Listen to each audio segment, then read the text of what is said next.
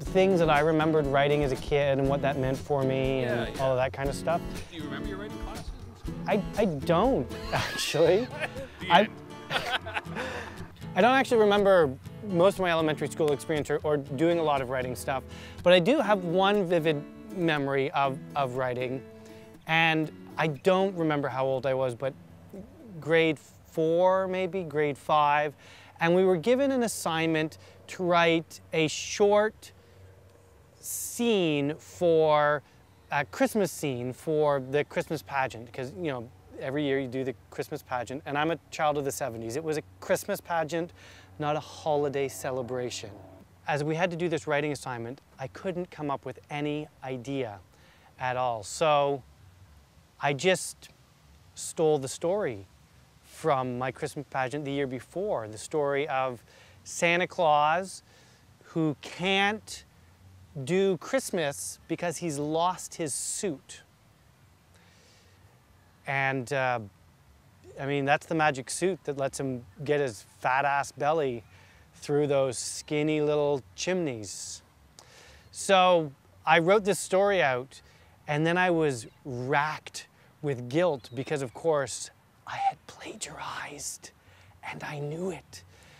And then I got a gold star on my play for the Christmas pageant, and it was going to be the centerpiece, and I was so racked with guilt, so I couldn't take it anymore. I finally went to the teacher, Mrs. whatever her name was, and I confessed my horrible sin, and she kind of looked at me. She was, well, did you copy the story, the words? And I said, no, it was just the storyline. I just remembered the story, so I wrote my own. She was like, yeah, that's fine. And I think that began my career in theft and entertainment. And to this day, when you see my work, you can always find a source. And that's acceptable. Totally acceptable as far as I'm concerned. Shakespeare did it! Shakespeare, his original stories are considered his worst stories. His best stories he stole from other people. I am the Shakespeare of Ottawa. Bald, skinnier, unmarried, and with a better grasp of modern English. Otherwise identical. No, I do think it's really important. I mean, I did write a lot as a child.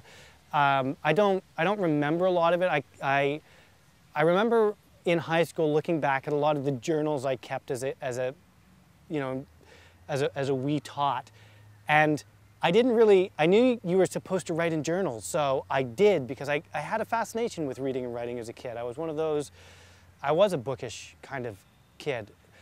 Okay, I was a loner and nobody liked me, so I had to resort to books so that I could have at least imaginary friends. I did escape a lot in my own imagination, in writing.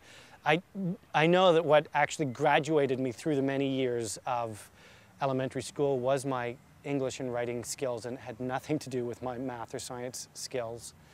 And I mean, I'm a passionate believer that human beings are creative creatures.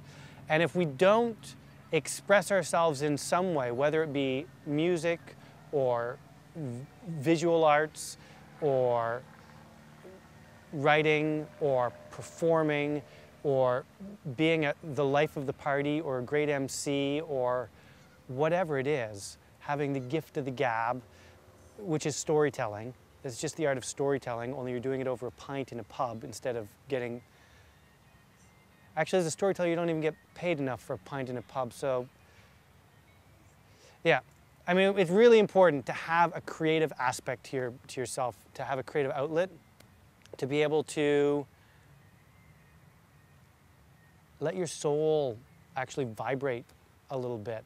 Because otherwise we get stuck in the mundane. We get stuck in trying to balance our checkbooks and make sure there is enough milk in the fridge for tea in the morning. Well, I just turned 40, which means I'm 40 more years closer to death. I don't really care if there's milk in the fridge when I die. I'd like to think that I vibrated some kind of magical tone that our stories live on after us. The milk curdles in the fridge. I know it's deep. Wow.